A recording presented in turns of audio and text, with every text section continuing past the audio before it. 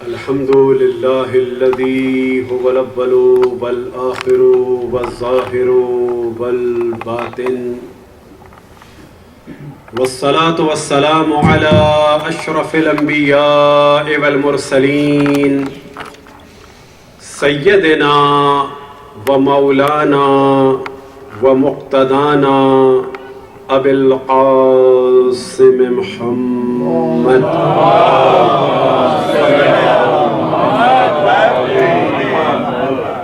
وعلى أهل بيته الطيبين الطاهرين المعصومين سيما بقية الله في الأراضين مهدي المنتظر أرواحنا وأرواح العالمين لتراب مقدمه الفداء ولعنة الله على أعدائهم ومنكر فضائلهم وغاصب حقوقهم إلى قيام يوم الدين.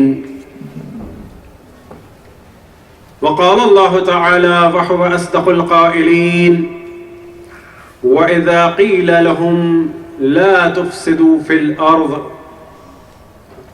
قالوا إنما نحن مصلحون ألا إنهم هم المفسدون ولكن لا يشعرون. صلوات.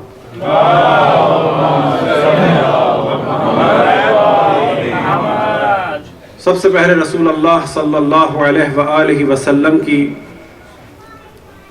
اور مولا امیر المؤمنین علیہ السلام حضرت فاطمہ الزہرا صلوات اللہ وسلام علیہا، امام حسن علیہ السلام اور باقی ائمہ علیہم السلام، خصوصاً امام زمان علیہ السلام کی خدمت میں شہادت امام حسین و اصحاب حسین و انصار حسین اور اسیران کربلا خصوصاً حضرت زینب اور حضرت ام کلثوم علیہم السلام کی تعزیت پیش کی جاتی ہے۔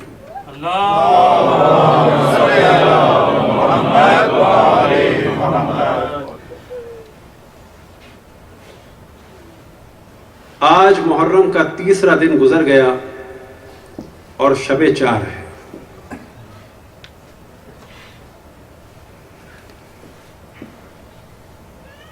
جتنی تیزی سے یہ ایام گزر رہے ہیں اتنی ہی تیزی سے اگر خیام حسینی میں جناب زینب اور جناب ام کلثوم کی کیفیت کو دیکھا جائے تو بلا کسی تردد کہا جا سکتا ہے کہ ہر گھڑی غم و اندوہ میں اضافہ ہو رہا ہے، ہر گھڑی سخت سے سختر ہوتی جا رہی ہے، کیونکہ ایک وقت آنے والا ہے کہ جس کا علم امام حسین کو بھی ہے، حضرت زینب کو بھی ہے، حضرت ام کلثوم کو بھی ہے اور باقی تمام بیویوں کو، اصحاب اور انصار کو بھی ہے کہ ایک وقت آئے گا کہ امام حسین قتل ہوں گے اور سر نو کے نیزہ پہ بلند ہوگا۔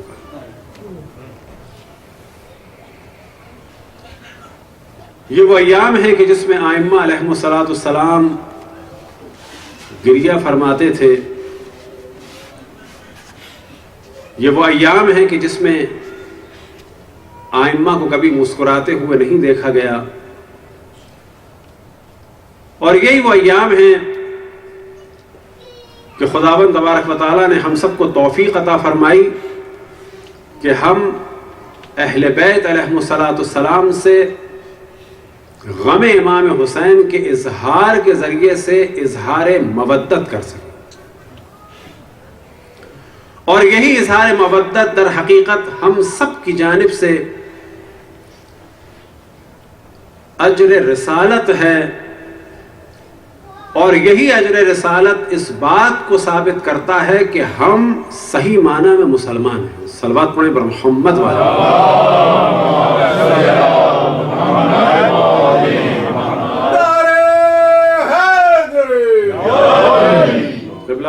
کی موجودگی میں لب کشائی ہو رہی ہے، انشاءاللہ معاف فرمائیں گے. خداوند تبارک و تعالیٰ ان کی توفیقات میں مزید اضافہ فرمائے.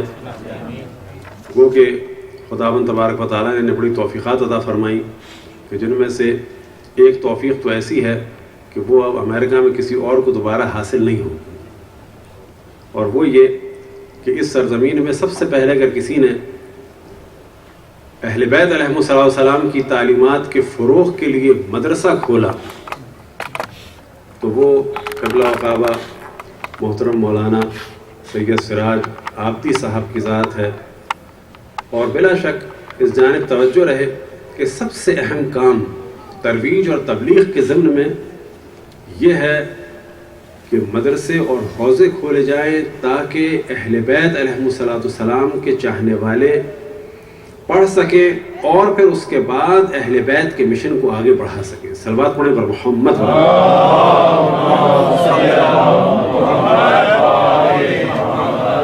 البتہ ہم میں سے بھی ہر فرد اپنی اولاد کو زبردستی تو نہیں لیکن موٹیویٹ کرنے کی کوشش کرے کہ تم اہل بیت کے مکتب کی تعلیم حاصل کرو. اور اگر اللہ نے ہمیں اتنا دیا ہے، ہم یہ نہیں کہتے کہ پھر اسی کو خالی دیں، لیکن اگر زیادہ دیا ہے اور اللہ پھر اس نیت کے بعد دے گا تو واضح اس بچے کے لیے کہ جو اہل بیت کی تعلیم کے لیے آگے بڑھتا ہے تو ہم اسے خود ایک آفر بھی کریں اور دیں بھی اسے کچھ اپنے بعد کہ یہ خاص مد میں ہے کہ جو تم نے کیونکہ اہل بیت کی نصرت کے لیے قدم آگے بڑھایا تو یہ ہماری جانب سے وصیت کے ذریعے سے یا دنیا میں کیونکہ تم نے اہل بیت کی خدمت کی اور اب ہم تمہاری خدمت کریں گے. حتیٰ یہ ذمہ داری کہ ماں باپ کی اگر بچے آگے بڑھ جائیں. لیکن افسوس کے ساتھ کہا جا سکتا ہے کہ بہت بڑی تعداد حتیٰ اپنے دل میں یہ خواہش بھی نہیں رکھتی کہ ہمارے بچے علم دین میں آگے بڑھیں. اب وجہ یہ نہیں ہے کہ علم دین برا ہے اور وجہ یہ بھی نہیں ہے کہ ڈاکٹر یا انجینئر یا کسی اور فیلڈ میں جانا بہت اچھا لگتا ہے. وجہ یہ ہے کہ عام طور پر ذہن میں یہ آتا ہے کہ اس فیلڈ میں جائیں گے تو بچے برباد ہو جائیں گے مادی اعتبار سے، دنیاوی اعتبار سے اور مالی اعتبار سے. اس فیلڈ میں جائیں گے تو بہت آگے نکل جائیں گے. تو اصل دار و مدار ہے کہ کس زاویے سے دیکھا جا رہا ہے کہ کامیاب زندگی کیا ہے.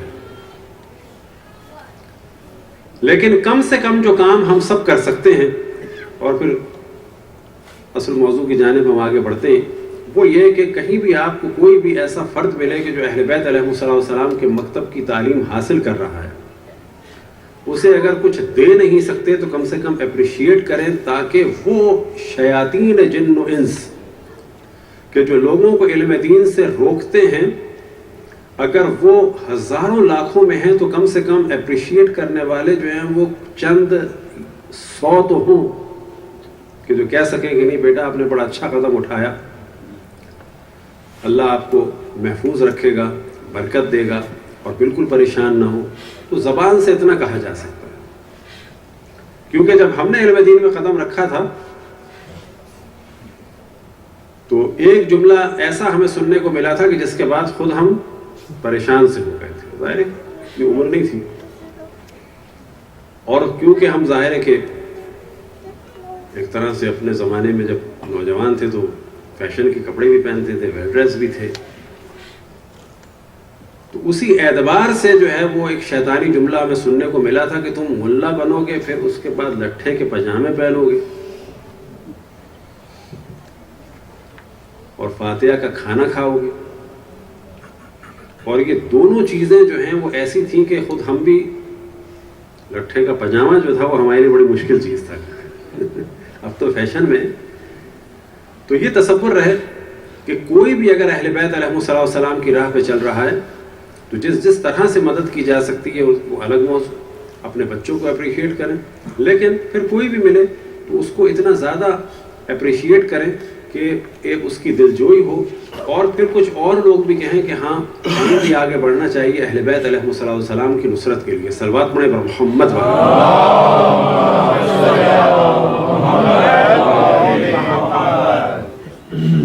پاکستان سے درخواست ہوئی تھی اور ہم نے وعدہ بھی کیا تھا، لہذا بیچ میں یاد آیا تو وعدے کو وفا بھی کرنا ہے کہ ایک مومن ڈاکٹر مہندی رضا رضوی صاحب، ڈاکٹر پروفیسر مہندی رضا رضوی صاحب جو ICU میں ہیں، ان کے فرزند نے درخواست کی تھی کہ ان کے لیے دعا کرے، لہذا تمام مومنین و مومنات کی حفاظت کے لیے اور جتنے بیمار ہیں، اور خصوصاً ڈاکٹر پروفیسر سید مہندی رضا رضوی کی طول عمر کے لیے اور شفاء کامل اور عاجل کے لیے بر محمد وآل محمد صلی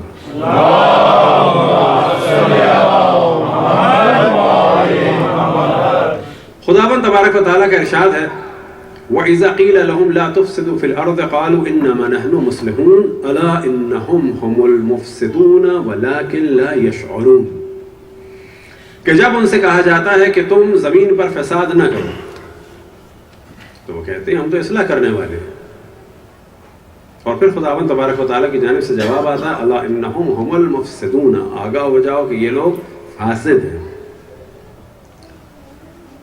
ایک لفظ ہے فاسق، فسق کرنے والا، حرام کرنے والا، ایک لفظ ہے فاسد یعنی فساد کرنے والا۔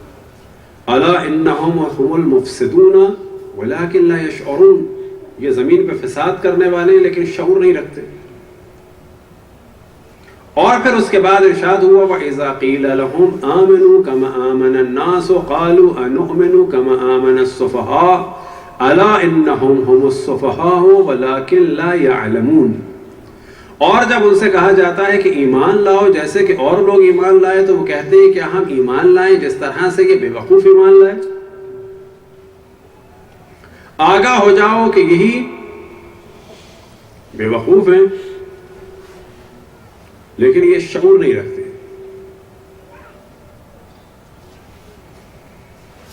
الا انہم هم السفہاء، آگاہ ہو جاؤ کہ یہی بے وقوف ہیں لیکن یہ شعور نہیں، یہ نہیں جانتے کہ یہ بے وقوف ہے۔ جس طرح سے ہم نے توجہ دلائی تھی، کوشش یہ رہے گی کہ مختلف موضوعات کو مختلف دنوں میں، اور اگر آپ میں سے بھی کسی کے ذہن میں ہو تو آپ واضح ارشاد فرما سکتے ہیں، اور اصل ہدف یہ ہے کہ ان دنوں کو جہاں ہم ثواب کا ذریعہ سمجھیں وہاں پر مکتب اہل بیت اور اس سے ریلیٹڈ آشنائی کا بھی بہترین ذریعہ سمجھیں، اور وہ ہم پہلے توجہ دلا سکتے ہیں جو بھی آیا اور حتیٰ جو بھی نکلا اور نہ آ سکا،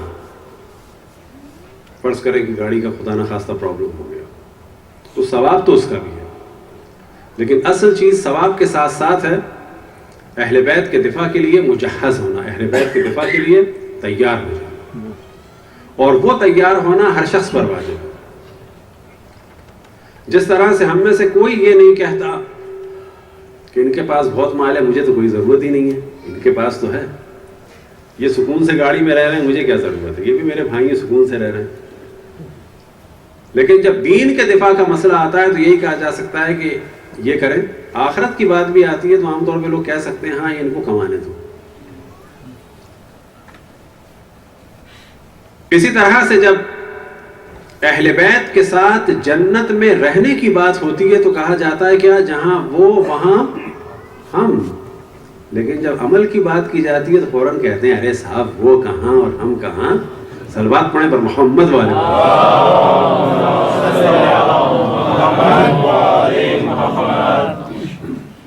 وہ کہاں اور ہم کہاں۔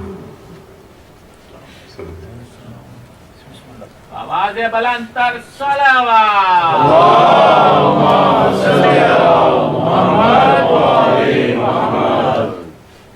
تو آج کے دور میں کہا جا سکتا ہے جو دہشت گردی کا سلسلہ ہے تو یہ ذہن میں رہے کہ جتنے یہ دہشت گرد ہیں یہ اچانک نہیں ہوئے، اور بلا شک ان کے آئیڈیلز ہیں، اور بلا شک ان کا مذہب ہے، مکتب ہے، اور یہ جو کام کر رہے ہیں یہ انہی افراد کی اطاعت میں کر رہے ہیں۔ اب تو دہشت گرد بدنام اتنے ہو چکے ہیں کہ سعودی اور سلفی اور وہابی اپنا دامن چھاڑتے ہیں کہ ہمارا ان سے تعلق نہیں ہے، لیکن اور اسی طرح بعض اور لوگ بھی جو بظاہر وہابی تو نہیں تھے لیکن وہ اس میں خوش تھے کہ عراق میں قتل عام ہو رہا ہے، وہ اس میں خوش تھے کہ پاکستان میں کچھ لوگ مارے جا رہے ہیں، آرمی ہماری خوش تھی، ایجنسیاں خوش تھیں, ISIS خوش تھی, رینجر خوش تھے, پولیس والے خوش تھے, آرمی والے, نیوی والے, ایئر فورس والے, فکر نہیں تھی انہیں. انہوں نے یہ نہیں سوچا تھا کہ یہ ان آگ جو جل رہی ہے ان کے دامن تک بھی پہنچے گی. آرمی والوں نے یہ نہیں سوچا تھا کہ جو لوگ مارے جا رہے ہیں کوئٹہ میں 150 200 یہ ایک واقعہ کبھی آرمی پبلک اسکول میں بھی ہو سکتا ہے. ہم ان بچوں کو اپنا بچہ سمجھتے ہیں, لیکن انہوں نے ہمارے جوانوں کو اپنا جوان نہیں سمجھا تھا, اور ابھی بھی اتنے سینسٹیو نہیں ہیں. جو آپریشن انہوں نے تیزی سے پشاور کے بعد کیا وہ آپریشن ہمارے بعد نہیں ہوتا. جتنے سینسٹیو اس معاملے میں اتنے سینسٹیو ہمارے معاملے میں نہیں ہے. لیکن جو نتیجہ ان کو پہلے ملا وہی نتیجہ اب بھی ملے گا. تو یہ ظاہر میں رہے کہ آج جو بڑے آرام سے کہہ دیا جاتا ہے کہ ان کا کوئی مذہب نہیں ہے, مکتب نہیں ہے, ایسا نہیں ہے. ان کا مذہب ہے, ان کا مکتب ہے, اور ان کا مذہب بھی یہی ہے, ان کا مکتب بھی یہی ہے. اور یہ جن کے ماننے والے ہیں وہ ایسے ہی تھے, گنڈے بدماش, دہشت گرد. اب اگر آج سے دیکھا جائے تو بڑے آرام سے کہا جاتا ہے کہ جی دہشت گرد مسلمان نہیں ہوتے. کون کہتا ہے دہشت گرد مسلمان نہیں ہوتے؟ بالآخر یہ مسلمان گھروں کے, سلفی اور وہابی اور دیوبندیوں کے گھروں کے پیدا شدہ ہیں, اہل حدیث گھروں کے پیدا ہوئے ہیں. ایسا تو نہیں ہے کہ آسمان سے گرے کھجور میں اٹکے. اگر تنظیموں کو دیکھا جائے, القاعدہ کس کی ہے؟ یہی دیوبندی, سلفی, اہل حدیث, وہابی, یہ سب مرکب. طالبان وہی, القاعدہ وہی لوگ ہیں, بوکو حرام کہ جو نائجیریا میں وہی لوگ ہیں, صومالیہ میں الشباب وہی لوگ ہیں. اسی طرح سے چیچینیا کے سو کالڈ مجاہدین جن کی تنظیم کا نام ریاض الصالحین تھا, اور رشیا میں بچوں کے اسکول میں انہوں نے ڈائنامائٹ لگا دیے تھے اور تقریباً 183 معصوم بچوں کو, ٹیچروں کو انہوں نے اڑا دیا تھا. کون کہتا ہے ان کا دین نہیں؟ ان کا دین ہی یہی ہے. یہ تو اب پاور میں کیونکہ یہ لوگ نہیں آ سکے تو ان سے اظہار برات کی جا رہی ہے. اگر یہ عراق میں پاور میں آ جاتے خدا نخواستہ تو یہ ائمہ کے حرم بھی ڈھاتے, وہ حرم ڈھانا بھی دین مانا جاتا. اگر وہ ہزاروں لاکھوں مومنین کو قتل کرتے وہ بھی ایک کارنامہ مانا جاتا. اگر وہ ہمارے علماء مراجع کو اور قتل کر کے ان کی لاشیں گلیوں میں پھیراتے تو یاد رکھیں کہ ایک بہت بڑی تعداد مسلمانوں کی کہ جو اہل بیت سے دور ہے وہ اس عمل پہ خوش بھی ہوتے اور یہ کرنے والوں کو اپنا خلیفہ اور امام بھی مانتے. نہ سمجھے ان کی ناکامی کی وجہ سے بھاگ رہی ہے. اور یہ ہمیں نظر آتا ہے کہ طالبان کو جیسی پاور ملی تھی ان کو, حتیٰ خود ہم ملے تھے پاکستان میں, بعض کیپٹن حضرات تھے, میجر حضرات تھے, وہ امیر المومنین کہہ رہے تھے ملا اور پاکستان سے لوگ ریٹائر ہو کے وہاں پر جا رہے تھے, بالکل ایسے ہی جیسے کہ آپ پاکستان سے ریٹائر ہو کر مزید پیسہ لے کے سعودی عرب جا رہے ہیں. انہی لوگوں نے لوگوں کو سپورٹ کیا تھا ترکی جانے کے لیے, اور ترکی سے یہ سب عراق آ رہے تھے. ایسا نہیں تھا کہ پاکستان کی آرمی کو نہیں معلوم تھا, ایسا نہیں تھا وزیرستان کے بعد اتنے لوگوں کو جو ہے ترکی منتقل کیا تو کسی کو نہیں معلوم تھا. اور اسی کے تحت تھا یہ سب کچھ. یہ تو عراق کو, اور ہر آدمی آج دنیا میں جو سیاستدان ہے وہ کہہ رہا ہے کہ عراق کو بچا لیا کس نے؟ شیعہ مرجع کی ایک لکھائی نے, یعنی آغا سیستانی کے ایک حکم نے. صلوات پڑھیں پر محمد.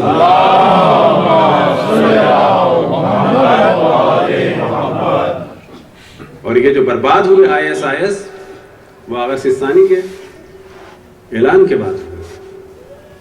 تو یہاں سے ہم سلسلہ شروع کرتے ہیں تو نہ سمجھے کہ یہ دین نہیں ہے, مکتب نہیں ہے, نہ یہ دین ہی ہے. اور جتنے یہ خبیث ہیں تو جن سے یہ ریلیٹڈ ہے وہ ان سے زیادہ خبیث تھے. خداوند تبارک و تعالیٰ کی, تمام ملائکہ کی, تمام انبیاء کی، تمام اوصیاء کی اور تمام مومنین جن و انس کی لعنت ہو دشمنان اہل بیت۔ یہ ذہن میں رکھیں کہ حب اہل بیت کے بارے میں اگر سوال ہو آپ سے کہ فائدہ دے گا، کیا جواب ہے؟ لیکن ہمارا جواب ہے ہاں بھی اور نہ بھی، فائدہ دے گا بھی اور نہیں بھی دے گا۔ فائدہ اس صورت میں دے گا جب دشمنان اہل بیت سے اتنی ہی شدت سے نفرت ہو۔ ایک دل میں قاتل اور مقتول کو رکھ کر حب اہل بیت کا کوئی فائدہ نہیں۔ ایک دل میں قاتل اور مقتول، ایک ہی دل میں ظالم اور مظلوم کو رکھ کر کوئی فائدہ نہیں ہے۔ روایات میں نقل ہوا حل الدین الا الحب والبغض، آیا دین حب اور بغض کے علاوہ کچھ ہے؟ حب اہل بیت دین ہے، اور ان کے دشمن اللہ رسول اور ائمہ کے دشمن سے جو بغض ہے وہ دین ہے۔ نہ فقط بغض کافی، نہ فقط حب کافی، حب بھی خدا رسول اور ائمہ کے لیے شدت پہ ہو، اور خدا رسول اور ائمہ کے دشمنوں سے بغض بھی شدت پر ہو۔ صلوات پڑھیں پر محمد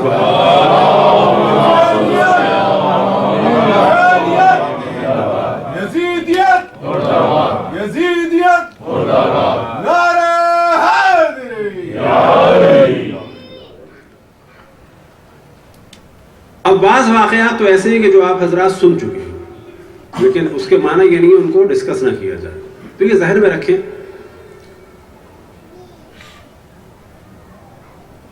کہ اشرف الانبیاء کے دور میں جو مسلمان بظاہر تھے وہ دو قسم کے تھے، ایک مومن تھے، ایک منافق تھے۔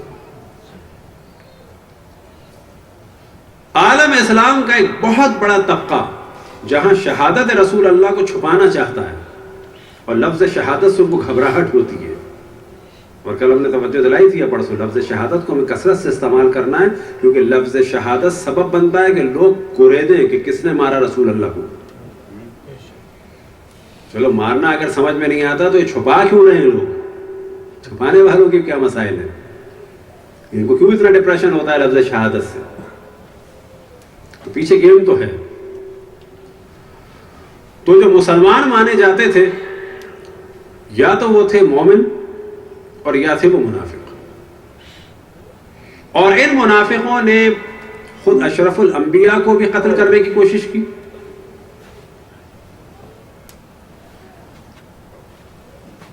کہ جب آپ گھاٹی سے گزر رہے تھے تو پتھر گرانے کی کوشش کی، بعض دفعہ فوجیوں کے مورل کو ڈاؤن کرنے کی کوشش کی کہ وہ بہت بڑا آدمی ہے، بہت بڑا پہلوان ہے۔ یہ منافقوں کی پالیسی کا حصہ تھا کہ مسلمانوں کو ڈرا دو۔ پھر یا جب آپ حکم دیتے تھے، مثال کے طور پہ صلح حدیبیہ کا، اور پھر آپ نے جب صلح حدیبیہ کا حکم دیا اور پھر اس کے بعد بال کٹوانے کا حکم دیا، قربانی کا حکم دیا، تو منافقین پریشان تھے، اور اب وہ ریومرز کا سہارا لیتے تھے کہ اسی طرح لوگ پریشان ہوں۔ اور آپ یہ جانتے ہیں کہ سب سے زیادہ جو شخص پریشان تھا، کہ جس نے یہاں تک بھی کہہ دیا مجھے آج جتنا شک ہوا ہے اس کی نبوت میں اس سے پہلے اتنا نہیں ہوا، وہ تو ہمیشہ ہی شک کی تھا، وہ شک میں ہی مرا۔ بعض خواتین کے بڑے فضائل پڑھے جاتے ہیں، ان کی ایک فضیلت یہ بھی تھی کہ وہ رسول اللہ سے کہتی تھیں ظننت انک رسول اللہ، آیا تم یہ سوچتے ہو تم اللہ کے رسول ہو؟ یہ بھی ان کی ایک شان تھی کہ ان کے ایمان کا یہ عالم تھا۔ اور دوسری جانب جناب حضرت خدیجہ صلوات اللہ وسلام علیہا کی ذات مقدس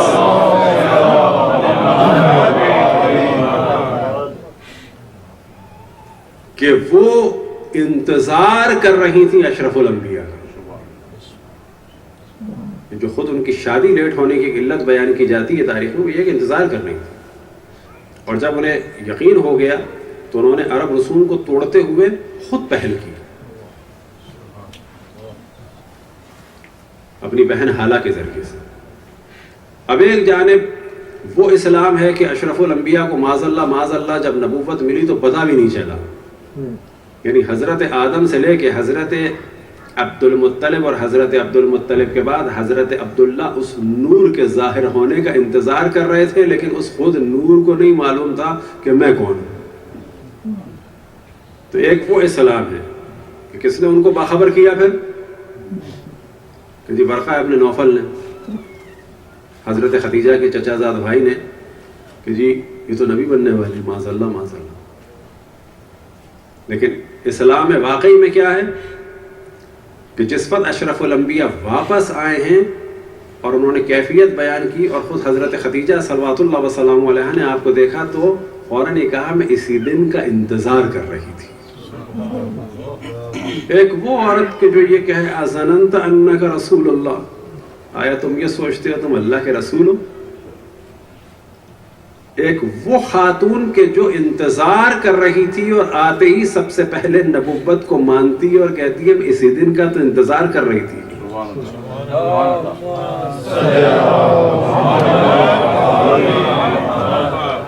تو آپ کو دہشت گردی کچھ ان جگہوں پہ بھی ڈھونڈنی پڑے گی.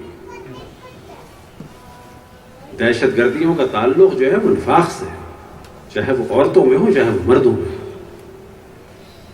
تو یہ جتنے دہشت گرد ہیں ان کے آئیڈیل وہ منافقین ہیں کہ جنہوں نے دہشت گردیاں کی. اشرف الانبیاء کی زندگی میں بھی اور اشرف الانبیاء کی زندگی کے بعد بھی دہشت گردی فقط جو ہے وہ بم کے ذریعے سے نہیں ہوتی پھٹا جائے، دہشت گردی جو ہے وہ عالم اسلام میں قتل عام کے ذریعے سے بھی ہوتی ہے. تو دہشت گردی کا اگر آپ سلسلہ دیکھیں تو خود اشرف الانبیاء کے دور میں ریومرز کے ذریعے سے، جنگوں کے زمانے میں لوگوں کو ڈرانے کے ذریعے سے کہ لوگوں کا مورل اتنا ڈاؤن ہو جائے کہ کفار حملہ کریں. پھر بھاگنے کے ذریعے سے، یہ بھی دہشت گردی تھی. اصل ہدف یہ تھا کہ عالم اسلام کو ضعیف کیا جائے. پھر اشرف الانبیاء کے بعد جو دہشت گردی ہوئی کہ جو ہم نے پہلی مجلس میں ہمیشہ ہم بیان کرتے ہیں، جب بھی 5 مجالس پڑھیں تب جناب سیدہ کے مصائب سب سے پہلے بیان کرتے ہیں، چاہے وہ مولا امیر المومنین کا خمسہ ہو چاہے وہ امام حسین کے نام کا خمسہ ہو، پہلے، کیونکہ ہر مصیبت کا دار و مدار جناب سیدہ کی مصیبت پہ ہے. تو ہم واضح دیکھتے ہیں کہ اگلا دہشت گردی کا قدم کیا اٹھایا کہ اشرف الانبیاء جس در پہ کھڑے ہو کے سلام کرتے تو اس گھر کا محاصرہ کیا. یہ خود دہشت گردی تھی، غنڈہ گردی تھی. ایک دفعہ گھراؤ ہوا، پھر 2 دن کے بعد گھراؤ ہوا، پھر 5 یا 7 دن کے بعد جلاؤ بھی ہوا، گھراؤ بھی ہوا، دروازہ بھی توڑا گیا، دروازہ بھی جلایا گیا، جناب سیدہ کے تعزیانہ بھی مارا گیا. یہ سب کچھ ہوا. پھر اگلے مرحلے میں اگر آپ دیکھیں تو امام مولا امیر المومنین کے ساتھ کیا ہوا، امام حسن کے ساتھ کیا ہوا، امام حسین علیہ السلام کے ساتھ کیا ہوا. یہ جو واقعہ کربلا ہے اس کو ہم بظاہر دہشت گردی نہیں کہتے، لیکن یہ ہے تو وہی چیز اگر دیکھا جائے، قتل عام، خون خرابہ، لاشوں کو پامال کرنا، رسول کی نواسیوں کو اسیر کرنا، اس سے بڑھ کے کیا دہشت گردی ہے. آج ہم یہ چیز بہت واضح دیکھ سکتے ہیں جو 2-4 دن پہلے بھی ہم نے بیان کی، اور ہمارا یہ کام ہے کہ جب وہابیوں کا انٹروڈکشن کریں، دہشت گردوں کا انٹروڈکشن کروائیں تو واضح بتائیں کہ ہم رسول اور نواسے رسول کے ماننے والے. یہ وہ لوگ ہیں جو نواسے رسول کے قاتل کو، یزید کو رحمت اللہ علیہ کہتے ہیں. اب تم سمجھ لو ان کا اسلام کیا ہوگا.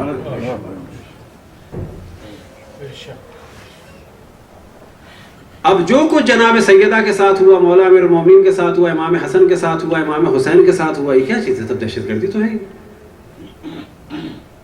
جیسے آج دہشت گردوں کو امیر المومنین بنایا جا رہا ہے، کل ان ظالموں کے لیے فضیلتیں بنائی جا رہی تھیں،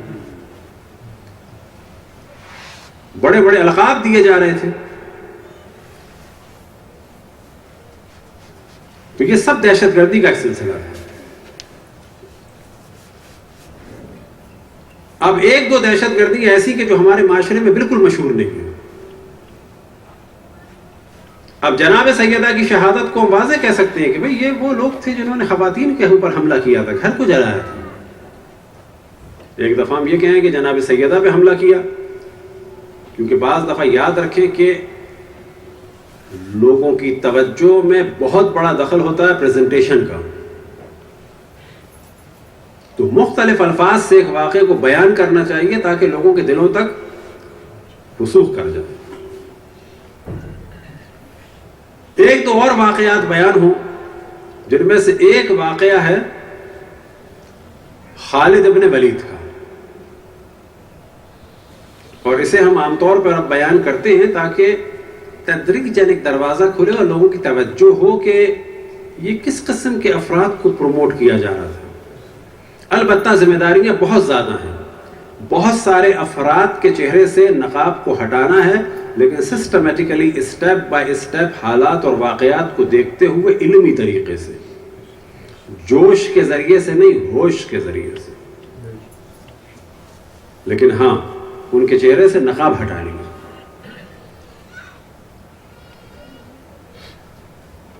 خالد بن ولید کو کیا کیا لقب دیے جاتے ہیں,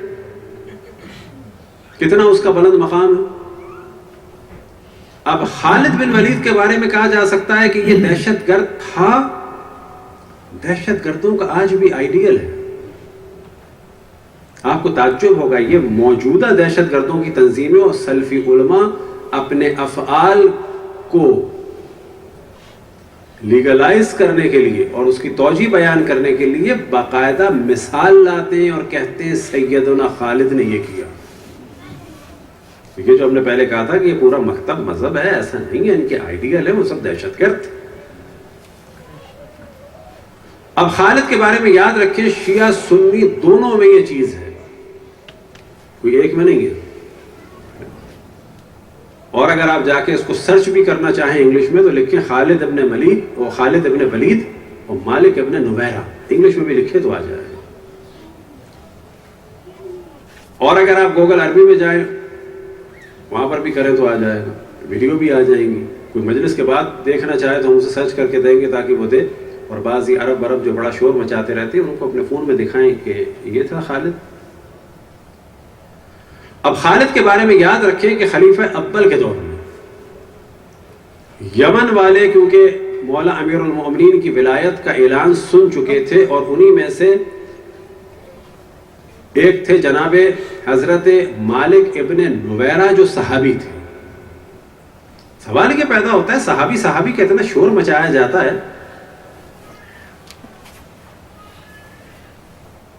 لیکن جب صحابیوں کے ہاتھوں مارے جائیں اس کے بارے میں ڈسکس نہیں کرتے. تو مالک ابن نویرہ صحابی رسول تھے. جب پہلے حاکم نے زکوٰۃ لینے کے لیے مالک کو بھیجا تو خالد کو بھیجا تو مالک ابن نویرہ کا نے جواب میں یہ نہیں کہا کہ میں زکوٰۃ نہیں دیتا. یہ پروپیگنڈا ہے. یاد رکھیں کہ ان لوگوں کا کام پروپیگنڈے پہ چل رہا ہے. مثال کے طور پہ کیا جی, شیعہ بچے کاٹتے ہیں. اتنے سالوں سے بچے کاٹ رہے ہیں کہ بچے کی کوئی ہڈیاں نہ بوٹیاں نہ FIR. وجہ کیا ہے کہ ان کو روکنا ہے امام حسین کے غم میں جانے سے. اور بالکل جس طرح کفار قریش نے اشرف الانبیاء کے خلاف پروپیگنڈا کیا تھا, خواتین کو ڈرانے کے لیے کیا کہ یہ جادوگر ہے, پڑھے لکھوں کو ڈرانے کے لیے کیا کہ یہ شاعر ہے, بہکی بھی باتیں کرتا ہے ماشاء اللہ, بچوں کو ڈرانے کے لیے اور پیچھے لگانے کے لیے کیا کہ یہ مجنون ہے, تاکہ بچے تالیاں بجائیں, شور کریں, معاشرے کے لوگوں کو دور کر دیا جائے. ہمارے خلاف جو پروپیگنڈے ہیں کبھی آپ دیکھیں تو کیا ہے کہ جی شیعہ اپنے مردے کے ساتھ مثلا یہ کام کرتے ہیں, وہ کام کرتے ہیں, نیچے سے صفائی کے لیے ڈنڈا داخل کرتے ہیں, یہ سب کھل کے کہنا پڑ رہا ہے. اصل کبھی ایسا نہیں ہوتا. شیعہ تھوک کے پلاتے ہیں, یہ پروپیگنڈا. کون شیعہ تھوک کے پلاتا ہے؟ شیعہ شربت جو ہے خون کا بناتے. کون سا شربت ہے جو خون کا بنے گا اور اس میں بدبو نہیں آئے گی؟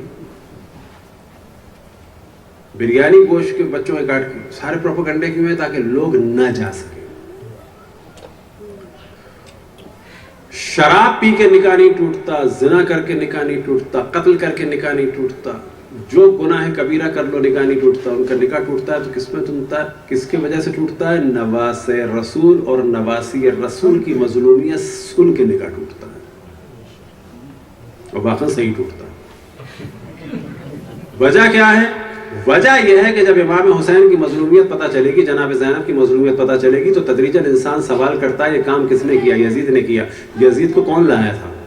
یہ جاننے کے باوجود کہ اس کا لڑکا فاسق فاجر ہے، زانی ہے، شرابی اور بندر اور کتوں سے کھیلنے والا ہے، وہ تو تھا بدماش، لیکن اس بدماش کو لایا کون تھا؟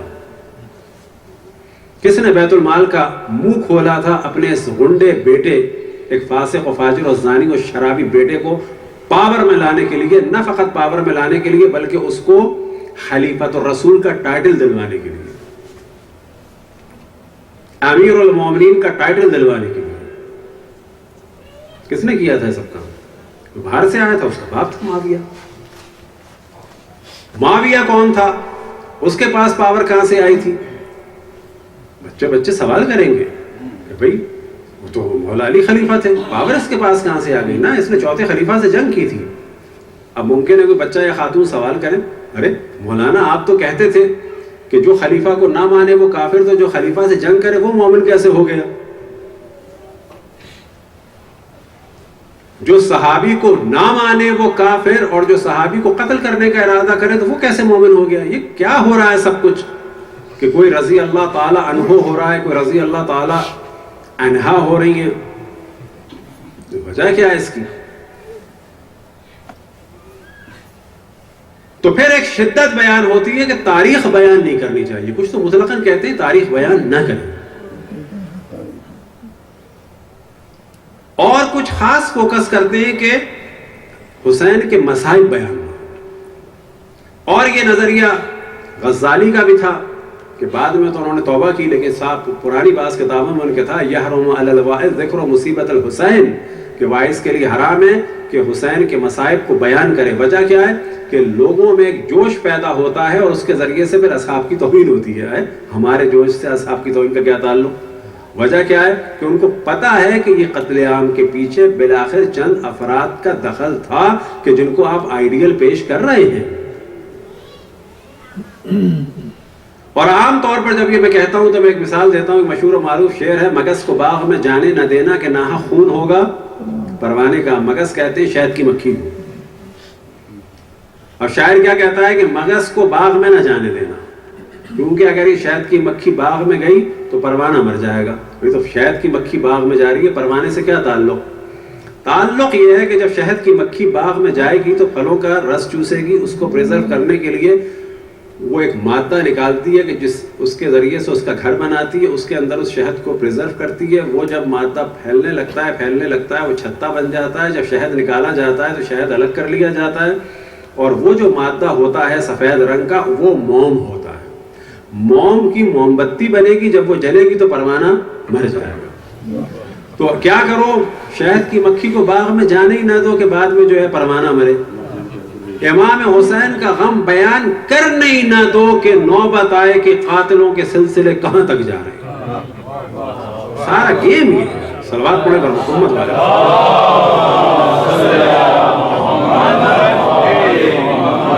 اور ہم جو یہ سب کچھ کرتے ہیں یہ صرف ثواب کے لیے نہیں ہے، ثواب تو ہے، اس میں شک نہیں ہے۔ در حقیقت یہ آنا اور جانا اور بیٹھنا اور رونا اور کھانا اور پینا اور پکانا اور سیاہ لباس سیاہ پرچم، یہ فرش عزا، یہ جو کچھ ہے یہ در حقیقت صحیح اسلام کی جانب لے جاتا ہے۔ کیا بات، ماشاءاللہ، واہ۔ وجہ کیا ہے کہ ہر عقل مند آدمی سوال کرتا ہے کیوں، کیا، کس نے، کیسے، کیوں، کیا، کس نے، کیسے، کس نے کیا، کیوں کیا، کیسے کیا۔ امام حسین کے لیے سیاہ لباس ہے تو اس کو روک دو، کیونکہ لوگ سوال کریں گے کیوں سیاہ لباس؟ امام حسین کو مارا، کس نے مارا؟ یزید نے مارا۔ کس نے پاور دی؟ باپ نے پاور دی۔ باپ کو کس نے پاور دی؟ اس نے پاور دی۔ اسے کس نے پاور دی؟ اس نے پاور دی۔ کس نے اس کی تائید کی؟ اس نے تائید کی۔ پھر وہ آدمی کو برا کیوں نہیں کہا جاتا؟ نہیں، یہ پورا سلسلہ ہے تعریف ہوگا، کیوں، کیا، کیسے، کس نے، کب، کس لیے۔ اتنے سوالات ہیں کہ نہ سیاہ لباس پہننے دو، کیا پروپیگنڈا کر دو کہ جہنمیوں کا لباس ہے۔ یہ ساری پریشانی ہے کیوں؟ صرف یہ ہے کیوں، کیا، کیسے، کس نے جو ہے اس سوال میں کوئی نہ پڑے تو ذکر حسین کو اور اس سے ریلیٹڈ ہر چیز کو ختم کر دو، چاہے وہ سبیل ہو، چاہے وہ جلوس ہو، چاہے وہ سیاہ لباس ہو، چاہے وہ نوحہ ہو، چاہے وہ ماتم ہو، چاہے وہ گریہ ہو۔ یاد رکھیں کہ اگر امام حسین کے سوگ کی علامت ہم لوگ ایک بلیک بو بنا لیں، امام زامن کو چھوڑ دیں، ایک نئی چیز بنا لیں، فرض کریں کہ محرم میں ہم میں سے ہر آدمی بلیک بو لگانے لگے، یہ اس بو کے پیچھے پڑ جائیں گے، یاد رکھیں، فوراً کہیں گے کہ یہ اتنے لوگ بو پہن رہے ہیں، لوگ سوال کریں گے اتنے لوگ بو کیوں پہن رہے ہیں، اس کا بو کے بعد پھر جو ہے وہ کیا ہوگا، مشکل ہو جائے گی۔ اگر ایک ایسا زمانہ آ جائے کہ مثال کے طور پہ لوگ سیاہ انگوٹھی پہننے لگے محرم میں، یا سیاہ چین ڈالنے لگے، یا فرض کی بات ہے کہ ایسا نہیں ہونا چاہیے کہ فرض کریں کہ ہر آدمی سیاہ رنگ کا ایک موتی لگانے لگے، وہ اس سے پریشان ہو جائیں گے۔ یہ ہر اس چیز سے پریشان ہے کہ جو ان کے آئیڈیلز کے چہرے سے نقاب اٹھانے میں مددگار ثابت ہوگی۔ صلوات پڑھیں بر محمد۔ اور ہمیں ہر وہ کام کرنا ہے کہ جو ان کے آئیڈیلز کے چہروں کو جو ہے وہ خاک میں ملا دے اور نقاب کو ہٹا دے۔ تو جب مالک ابن نویرہ کے جو صحابی رسول تھے، جب انہوں نے کہا کہ بھئی ہم تو غدیر میں سن کے آ رہے ہیں کہ علی بن ابی طالب کا اعلان ہوا تھا، پہلے ہم تحقیق کریں گے، پیسہ ویسا بعد میں دیں گے۔ ہم نے کیا کہا تھا 83 میں جب ضیاء نے کہا تھا کہ میں زکوٰۃ لوں گا، میں ڈسٹریبیوٹ کروں گا، تو شیعوں نے کیا کہا تھا کہ ہم تمہیں زکوٰۃ نہیں دیں گے۔ پروپیگنڈا کیا کیا گیا تھا؟ شیعہ زکوٰۃ نہیں دیتے، زمین تا آسمان فرق ہے، ہم تمہیں نہیں دیں گے، یہ ایک موضوع ہے۔ ہم زکوٰۃ کے دشمن ہیں، زکوٰۃ کے مخالف ہیں، الگ موضوع ہے۔ یہ پروپیگنڈے کی دنیا ہے۔ تو فوراً تاریخ میں بنا دیا گیا کہ مالک کافر ہو گئے تھے جبکہ وہ صحابی تھے۔ اچھا تو اب اگر کافر ہو گئے، آپ ہی تو کہتے ہیں صحابی جو ہیں وہ تو ہدایت کے تارے ہیں، تو مالک کافر کیسے ہو گئے؟ خدا کا خوف تو کرو، وہ ستارہ ٹوٹ گیا، وہ ہو کیا گیا بھائی؟ یعنی جس کو آپ نے خراب کرنا ہو تو وہاں پر آپ نہیں تحقیق کریں گے یہ بھی تو صحابی تھے۔ لیکن وجہ کیا تھی؟ جو صحابی اہل بیت کا طرفدار ہو اس کے ساتھ کچھ بھی کر دو۔ یہ اصحاب کا دفاع نہیں کرتے، یاد رکھیں، یہ ان اصحاب کا دفاع کرتے ہیں جو اینٹی اہل بیت ہیں۔ اور ہم نے ہمیشہ توجہ دلائی کہ بعد رسول اللہ امت ڈیوائیڈ ہو گئی تھی دو گروپس میں، پرو اہل البیت، اینٹی اہل البیت۔ اصحاب ڈیوائیڈ ہو گئے تھے دو گروپ میں، پرو اہل البیت، اینٹی اہل البیت۔ ہر اس صحابی کا احترام کرتے ہیں جو اینٹی اہل البیت ہو۔ اب اگر پرو اہل البیت ہو، حضرت سلمان ہو، حضرت مقداد ہو، حضرت ابو ذر ہو، حضرت میثم ہو، ان کا نہیں آتا ذکر، ان کے نام کی مسجد نہیں بنتی۔ رشید حجری یہ بھی صحابی تھے کہ جن کے کل ہم نے فضائل بیان کی، ان کا بھی ذکر نہیں کرتے۔ خود حضرت عثمان کو قتل کرنے والے صحابی تھے، عبداللہ ابن ادیس، حبلہ بن عمر، عبد الرحمن ابن ادیس، عمر بن حمق خضائی، یہ سب صحابی تھے۔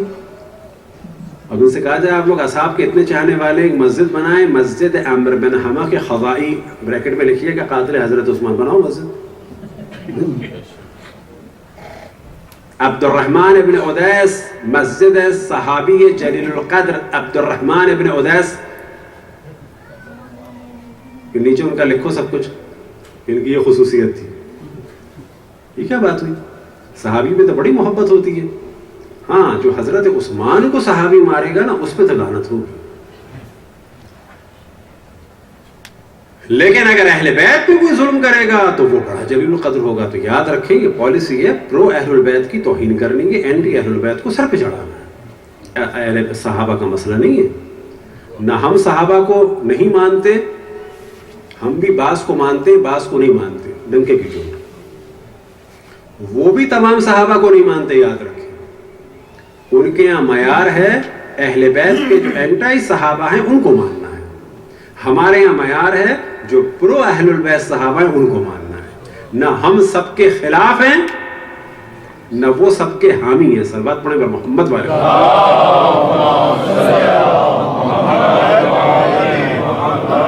سوال غرض جب ایک وقت آیا اور مالک نے نہیں دیا ہے سب کچھ، تو اب یہاں پر بعض الفاظ بیان کرنے پڑتے ہیں کہ پتہ چلے کیا ہوا۔ تو اسی خالد ابن ولید نے تمام اہل سنت کتابوں میں حتیٰ اب تو ویڈیوز موجود ہیں. مالک ابن نویرہ کو قتل کیا, ان کی زوجہ کی اسی رات حرمت کو پامال کیا, مالک کے سر کو کاٹ کر کھانا پکانے کے لیے 2 اینٹوں کے ساتھ رکھا اس کو. اور آج علماء توجیہ کرتے ہیں, اور یہ چیزیں اس وقت کثرت سے وہابی علماء نے توجیہ کی ہے اپنی دہشت گردی کے معاملے میں, اور یہ ساری ویڈیوز موجود ہیں کہ سیدنا خالد نے جو بھی کام کیا صحیح کیا. اور دلیل کیا دیتے ہیں؟ کیونکہ لوگ مرتد ہو رہے تھے تو ان پر دھاک بٹھانے کے لیے جو کچھ انہوں نے کیا صحیح کیا, چاہے صحابی کو مار دیا اور بیوی کے ساتھ اس کی حرمت کو پامال کیا. یہ سارے اپنے کام کی توجیحات کے لیے اس کو آئیڈیل کے طور پہ آج پیش کر رہے ہیں. اور یہ اللہ سبحانہ و تعالیٰ کا شکر ہے کہ ان چیزوں کو پہلے ہم کھل کے نہیں بیان کر سکتے تھے, اب یہ خود بیان کر رہے ہیں. اب جنگ جمل اور صفین کو یہ خود بیان کر رہے ہیں ٹی وی پہ آ کے, کہ جب بات ہوتی کہ مسلمان 2 لڑ رہے ہیں بھی بالآخر ایک تو صحیح ہوگا ایک تو غلط ہوگا, تو اور اپنا قضیہ خراب کر دیتے ہیں. کہتے ہیں نہیں ممکن ہے کہ 2 مسلمان لڑ رہے ہوں اور دونوں صحیح ہو, جیسے کہ حضرت عائشہ حضرت علی, جیسے کہ معاویہ اور حضرت علی. اپنی پبلک کو خود آگاہ کر رہے ہیں کہ کیا ہوا تھا, اور یہ بڑا اچھا ہو رہا ہے. تو یہ تو کام تھا خالد ابن ولید کا, کہ یہ ہم سب کی ذمہ داری ہے کہ ایک جانب فضائل اہل بیت کو بہترین علمی طریقے سے دنیا تک پیش کرے, بہترین پریزنٹیشن کے ساتھ, دوسری جانب دشمنان اہل بیت کے کاموں کو بہترین پریزنٹیشن کے ساتھ دنیا کے سامنے پیش کریں. اب آپ کو تعجب ہوگا بچوں کو قتل کرنا. ہم اتنا سنتے ہیں حضرت محسن کو قتل کیا, وہ ہمارے لیے قتل مسلم ہے, لیکن آپ کو تعجب ہوگا 4-5 سال کی بچیوں کو قتل کرنا, یہ تقریباً 6-7 سال کی بچیوں کو قتل کرنا. اب وہ معاویہ کا خاص آدمی بصر ابن ارطاد صحابی ہے وہ, اور معاویہ کا حکم کیا ہے کہ جہاں جہاں علی کے چاہنے والوں قتل کر دو, بستیوں کی بستیاں اجاڑ دو. ظالم ترین افراد میں سے جہاں نام آتا ہے کس کا؟ حجاج بن یوسف کا, وہ بعد کا ہے گنڈا. اس سے پہلے جو قاتل تھا بڑا مشہور, اور اس نے قتل میں بہت ہی آگے بڑھ کے کام کیا معاویہ کے ساتھ, اس کا نام تھا بصر بن ارطاد. کسی بھی کتاب میں دیکھ لیں, چاہے وہ الاصابہ ہو, چاہے وہ کوئی تہذیب ہو, ہر جگہ وہ پتہ چلے گا کیا ہے جی صحابی ہے, جلیل القدر صحابی ہے. یہ سب وہیں سے دہشت گردی آ رہی ہے. اب آپ کو تعجب ہوگا کہ جب خلیفہ دوم کو مارا ابو لولو نے, آج بڑے آرام سے کہا جاتا ہے ابو لولو مجوسی. اب وہ مجوسی تھا یا نہیں تھا ہمیں اس سے کوئی پرواہ نہیں, لیکن وہ مکے بھی جاتا تھا, مدینے بھی جاتا تھا, نماز بھی پڑھتا تھا. اب کمال یہ ہے کہ حضرت عثمان کو اصحاب مارے تو ان پہ بھی لعنت بھیج دیتے ہیں, کیونکہ حضرت عثمان کو مارا. اب نہیں آتی یاد صحابی کا نجوم. اچھا, حضرت عمر کو جو ہے وہ ابو لولو نے مارا تو وہ مجوسی ہو گیا. وہ مجوسی ہو یا کافر ہو ہمیں تو کوئی تعلق نہیں اس سے, لیکن وہ مکے بھی جاتا تھا, مدینے بھی جاتا تھا, نماز بھی پڑھتا تھا. اس زمانے میں تو مسلمان تھا اپنی زندگی میں, اور اسلام کے لیے تو یہی ہوتا ہے جو بظاہر کر رہا ہوتا ہے. اب اس کے ساتھ جو کچھ ہوا سو ہوا. ابو لولو کا نام تھا فیروز نہاوندی, اور اصل میں نام تھا پیروز کو عربی میں کر دیتے کیونکہ فے نہیں ہوتا تو فیروز کر دیتے, فیروز. ہم لوگ اب کیا کہتے ہیں؟ فیروز. عربی میں, فارسی میں تھا پیروز, عربی میں ہو گیا فیروز, ہم لوگ کہتے ہیں فیروز. کنیت تھی اس کی ابھی لؤلؤ کہتے ہیں موتی کو. ابو لؤلؤ کے معنی یہ تھے کہ لؤلؤ کا باپ, اور لولو نام تھا پیروز کی بیٹی کا. اب آپ کو تعجب ہوگا کہ خلیفہ دوم کے قتل کے بعد ایک تو ان کا بیٹا تھا عبداللہ ابن عمر,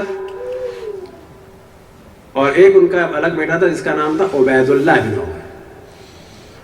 اب عبید اللہ ابن عمر نے جہاں لوگوں نے فیروز کو مارا. اب وہ جو مشہور کر دیا ایران میں اس کی خبر ہے نا, اس کو تو مدینے میں مار دیا تھا. اب لوگوں نے مار دیا فیروز کو, اس کا ہم کچھ نہیں کہہ رہے, وہ قاتل تھا, چلو جی مار دیا. لیکن آپ کو تعجب ہوگا, اب عبید اللہ ابن عمر نے 5 یا 6 یا 7 سال کی فیروز کی بیٹی کو لؤلؤ کو قتل کیا کہ اس کے باپ نے میرے باپ کو مارا. یہ کون سا دین ہے باپ کی سزا بیٹی کو ملے؟ یہ ہر کتاب تاریخ میں. اب کمال یہ ہے کہ بعد میں توجیہ پیش کی جاتی ہے کہ خلیفہ سوم نے معاف کر دیا تھا, اور وجہ کیا تھی کہ یہ شہادت کی وجہ سے اس پر بڑا غم طاری تھا اور یہ پھر فعل سرزد ہو گیا. یعنی شہادت کے بعد جو چاہے مظلوم, جب انسان کے اوپر ڈپریشن ہو, پریشان ہو, تو جو چاہے کر لے. اس کے باپ کو مارا, صحیح کیا. 5 سال کی بیٹی کو کیوں مارا, یا 6 سال کی بیٹی کو کیوں مارا؟ اور اس کے لیے یہ بھی بیان ہوا ہے کہ وہ قرآن بھی پڑھتی تھی اور نماز بھی پڑھتی تھی. اصحاب نے مخالفت کی, حتیٰ مولا علی نے مخالفت کی, اور وہ مدینے میں رہا عبید اللہ ابن عمر. اور جیسے ہی مولا امیر المومنین علیہ السلام پاور میں آئے تو بھاگ کے شام گیا معاویہ کے پاس, اور پھر جنگ صفین میں مارا گیا. اور مولا علی نے کہا تھا کہ جب بھی مجھے ممکن ہوگا قصاص لوں گا. کس کا؟ باپ کا نہیں, بیٹی کا. اب آپ تصور کریں کہ یہ جو کہا جاتا ہے کہ نہیں اسلام میں بچوں کو نہیں مارا جاتا نا, جس اسلام میں آپ چل رہے ہیں وہ 6 سال کی 5 سال کی بچی کو باپ کے جرم میں مارا جاتا ہے. یہ وہ ساری چیزیں کہ میڈیا میں آنی چاہیے. اسلام واقعی کے جو اشرف الانبیاء سے تھا, اور اسلام واقعی جو اشرف الانبیاء کے بعد اہل بیت سے تھا, اور وہ اسلام کے جو اہل بیت کے دشمنوں سے ملا, زمین تا آسمان فرق ہے. آج جہاں دہشت گردی ہے وہ اہل بیت کے نام لینے والوں کے ذریعے سے نہیں ہے, وہ اس دہشت گردی کی وجہ سے. اب یہ جو ہم نے واقعات بیان کیے یہ اتنے بڑے نہیں ہیں, چاہے وہ مالک کا قتل ہو, مالک ابن نویرہ کو, اور چاہے اس بچی کا. ہم تو بڑے ترین مصائب بیان کرتے ہیں کربلا کے, اور کرتے ہی اسی وجہ سے کہ عالم اسلام کا جو بدترین ظلم تصور کیا جا سکتا ہے عالم اسلام میں, کہ رسول اللہ کے 50 سال کے بعد رسول کے نواسے کو قتل کر کے سر نو کے نیزہ پہ بلند کیا گیا, اور ان کی بیٹیوں کو یعنی نواسیوں کو, کہ جو پوری کائنات میں ان 2 خواتین سے زیادہ اشرف الانبیاء سے نزدیک رشتہ کسی کا بھی نہیں تھا, انہیں کافروں کی طرح سے پھرایا گیا. اگر ہزاروں سال اربوں خربوں لوگ گریہ کرتے رہیں تو اس چیز کا حق ادا نہیں ہو سکتا. اور پھر میں عرض کروں کہ عزاداری ایک تحریک ہے, گریہ اپنی جگہ, اور اس گریہ کے ذریعے سے لوگوں کو جھنجھوڑنا, ان کے ضمیروں کو بیدار کرنا, اور ان کے ذہنوں میں سوال لانا, اور پھر اہل بیت کی مظلومیت کو اجاگر کرنا اور ظالموں کے ظلم کو اجاگر کرنا, یہ سب سے بڑا سوال ہے. یہ ظلم ہوتا رہا, اور آج بھی اہل بیت کے چاہنے والوں ماننے والوں پہ ظلم ہو رہا ہے. کل بھی ہم نے توجہ دلائی, کوئٹہ میں سے بس میں سوسار کے 4 خواتین کو مارا گیا. آج کوئی کہتے بڑے آرام سے کہ یہ دین نہیں ہے, ان کا کوئی دہشت گردوں کا دین نہیں ہے. نہ, آپ کے جو آئیڈیل ہے انہوں نے یہی دین آپ کو دیا ہے, دین یہی دیا ہے, ان کا دین یہی تھا. اگر آج آپ 4 کا انکار کر رہے ہیں اور کہہ رہے ہیں کہ دین نہیں ہے, تو جو ہزاروں کی تعداد میں طالبان نے بامیان میں اور قندھار میں اور غزنی میں قتل کیا تھا مومنین کو, وہ کیا تھا؟ وہ دین تھا یا نہیں تھا؟ یہ جو بادشاہوں کی فضیلتیں بیان ہوتی ہیں کہ یوں نیک تھے, یوں ہی نیک تھے, یوں نیک تھے, اور ساتھ میں ایک فضیلت بیان ہوتی ہے کہ رافضیوں کو قتل کیا, یہ دین تھا. تاریخ میں بڑے بڑے بادشاہوں کی فضیلت بیان ہوتی ہے کہ انہوں نے اپنے دور میں رافضیوں کو قتل کیا, یہ دین تھا. یہ اسکول آف تھاٹ ہے, اور یہ ملا ہے لوگوں سے, ایسے ہی نہیں وجود میں آیا ہے. جیسے ہمیں اہل بیت سے دین ملا ہے, پاک اور پاکیزہ طیب و طاہر, کہ جو اشرف الانبیاء نے دیا تھا, اسی طرح سے دشمنان اہل بیت نے کہ جنہوں نے ظلم کیا رسول اللہ پہ, اور ان کے بعد جناب سیدہ پہ, پھر مولا امیر المومنین پہ, پھر امام حسن پہ, امام حسین پر, اور بعد میں اصحاب پر, وہ ان کے دین کے وارث ہیں اور ہم اہل بیت کے دین کے وارث ہیں.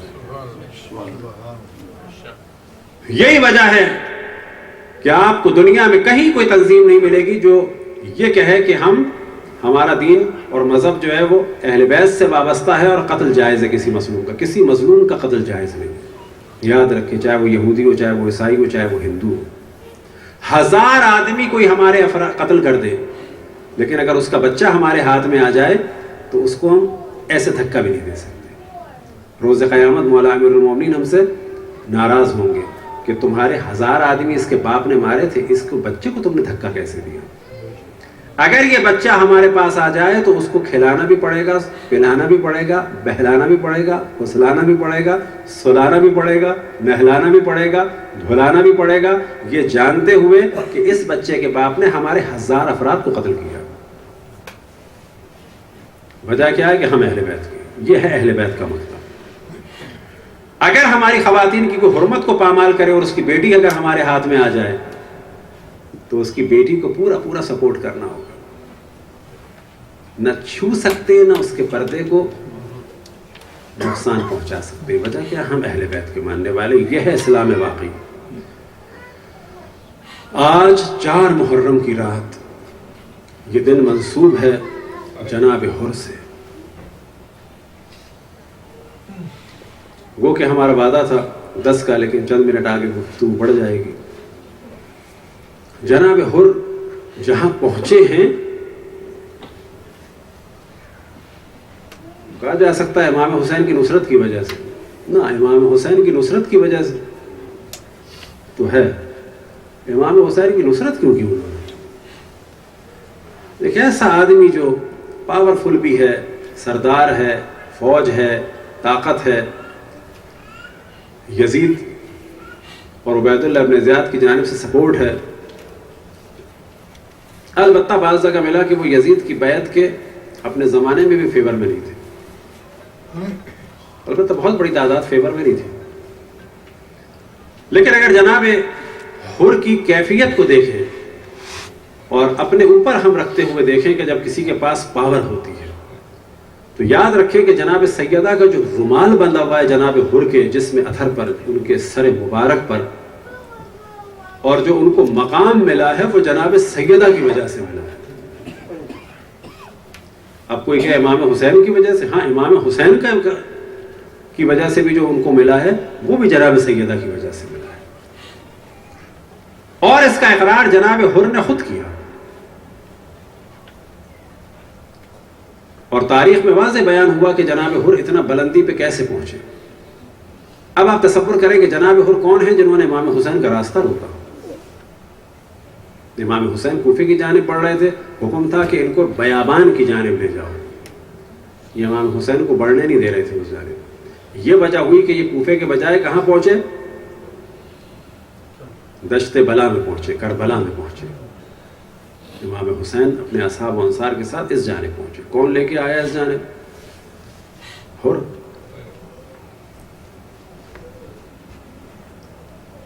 لیکن جب راستہ روکا تو مولا نے ایک جملہ کہا کہ جو گالی نہیں ہے، وہ عرب کلچر میں ایک تنبیہ کے طور پہ تھا، اور وہ آج بھی اگر کہا جائے تو گالی نہیں ہے. مثال کے طور پہ ہم کہیں کہ خدا تمہیں غارت کرے، ایک تو یہ جملہ ہوتا ہے. لیکن عرب کلچر میں جملہ تھا سکلت کا امک. ماں کو کچھ نہیں کہا جا رہا ہے اس میں. کہ بعض دفعہ لوگ سوچیں شاید امام حسین علیہ السلام نے کوئی گندی زبان استعمال کی. نہیں، سکلت کا امک، تمہاری ماں تمہارے غم میں روئے.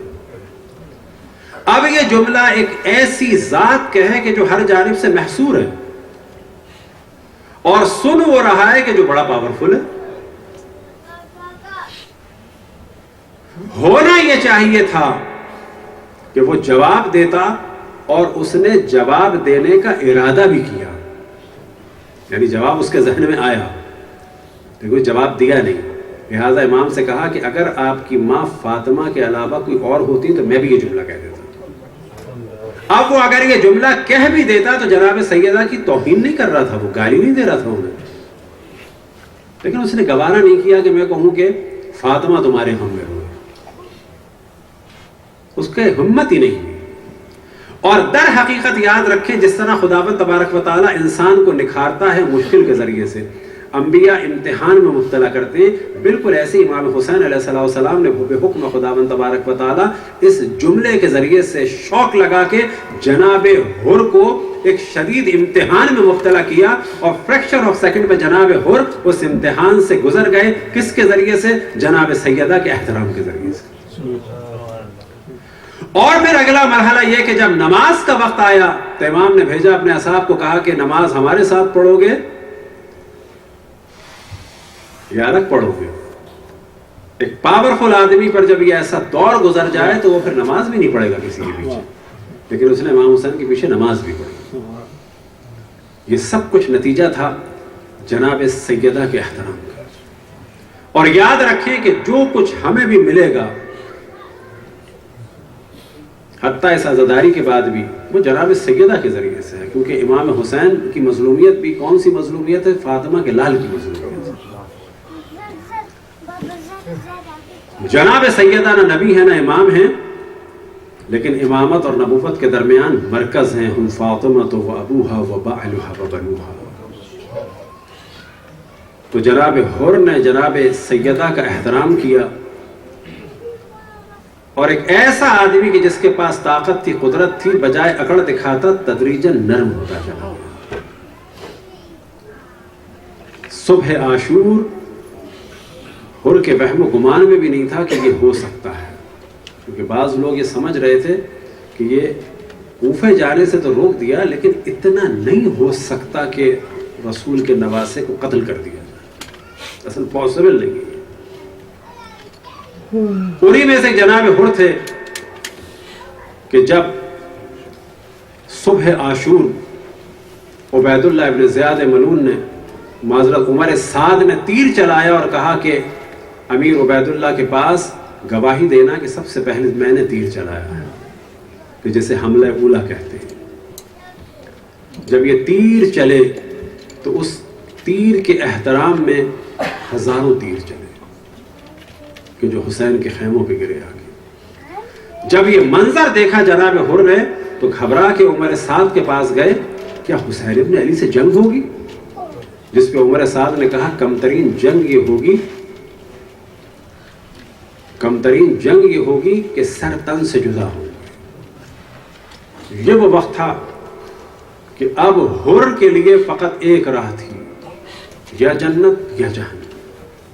اب سے پہلے یہ تھا کہ ہم اپنے گھروں کو پلٹ جائیں گے، مال و متاع و دولت اور پوسٹ اپنے پاس رہے گی، لیکن امام حسین کو قتل نہیں کیا جا سکتا،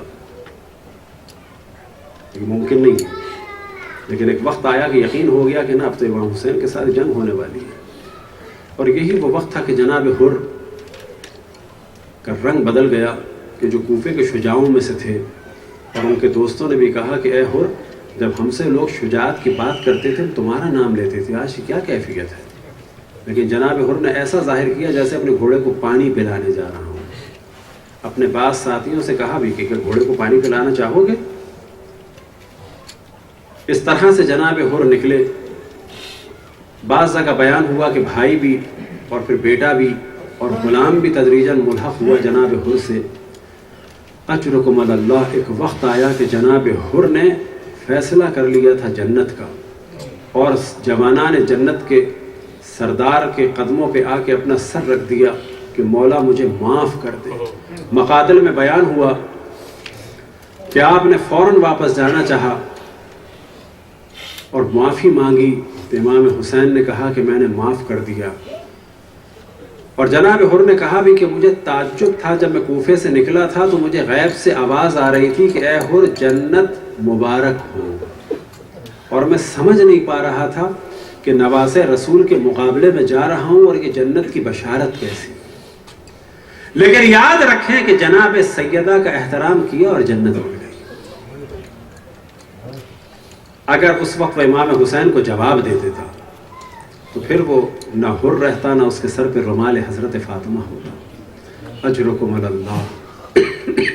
بعض جگہ بعض خطبہ نے اور مختلف بیان کرنے والوں نے یہ بھی کہا کہ اب حر معافی بھی چاہتے تھے، لیکن معافی کے ساتھ ایک خواہش بھی تھی اور اظہار بھی کیا، اور اتنا اظہار کیا کہ امام سے اجازت بھی مانگی، اور وہ خواہش یہ تھی کہ فقط اپنے गुनाह का मदावा कर सकें और अपने आप को गुनाहगार वो समझ रहे थे, बावजूद ये कि इमाम ने माफ़ कर दिया, लेकिन चाहते थे कि दिल पे एक ज़ख़म लेके फिर मैं दुनिया से रुखसत हूँ, और ये ज़ख़म कौन सा हो? बच्चे जवान लड़के की मौत का हो। तो बाज़ जगह बयान हुआ कि जनाब हुर ने इजाज़त मांगी कि पहले मैं अपने बेटे को भेजना चाहता हूँ, और बेटे को इस वजह से नहीं भेजा होगा कि पहले बेटा चला जाए तो फिर मैं जाऊँ।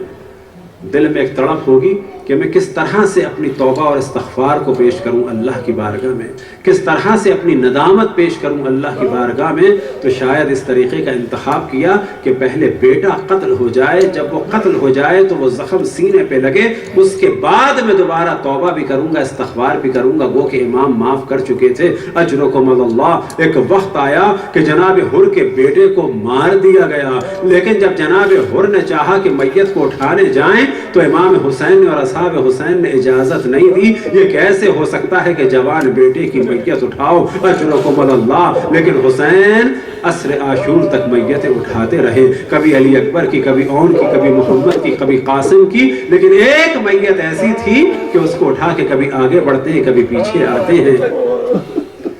अजरुकुम अल्लाह। एक वक्त आया कि जनाब हुर के बेटे को कत्ल कर दिया गया, फिर एक वक्त आया कि जनाब हुर गए, एक वक्त आया कि जनाब हुर ने नसीहत भी की, हुज्जत को तमाम भी किया, फिर एक वक्त आया कि जनाब हुर ने जंग की, यहाँ तक कि उन पे वार हुए और रन में एक निदा गूंजी, अस्सलामु अलैका या अस्सलामु अलैका या अबा अब्दुल्ला।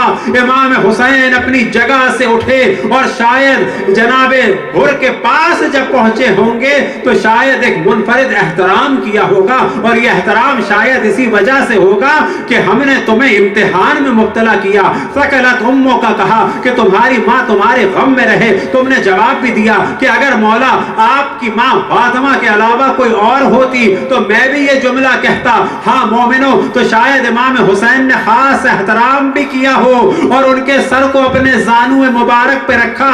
उनको चंद कतरे पानी तो ना पिला सके, लेकिन आंखों और चेहरे पे जो खून के कतरे होंगे उन्हें साफ भी किया होगा, गर्द और खाक को साफ भी किया होगा। अजब हुर की किस्मत है कि दम निकलने वाला है, हुसैन की आगोश है और सर हुसैन की आगोश पे, और सर पे हुसैन की माँ का रुमाल है।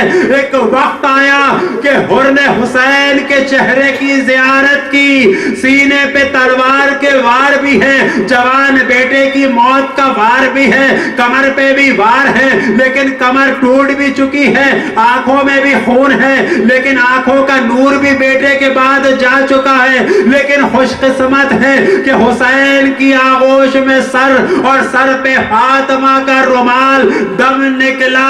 ए हुर तुझे मुबारक हो, फातिमा का एहतराम किया, हमेशा के लिए कामयाब हो गया। हुसैन के जानू पे दम निकला, फातिमा का रुमाल पेशानी पे।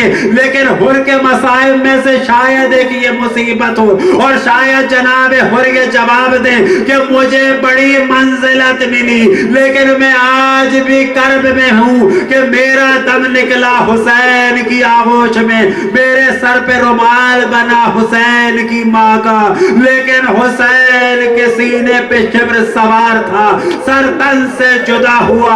और कत्ल के बाद ये नारे लगे, इहरुकू बुयूत ज़ालिमीन, इन जालिमों के खेमे को आग लगा दो। कभी बीवियों पे तमाचे पड़े तो कभी ताज़िए। मातम हुसैन।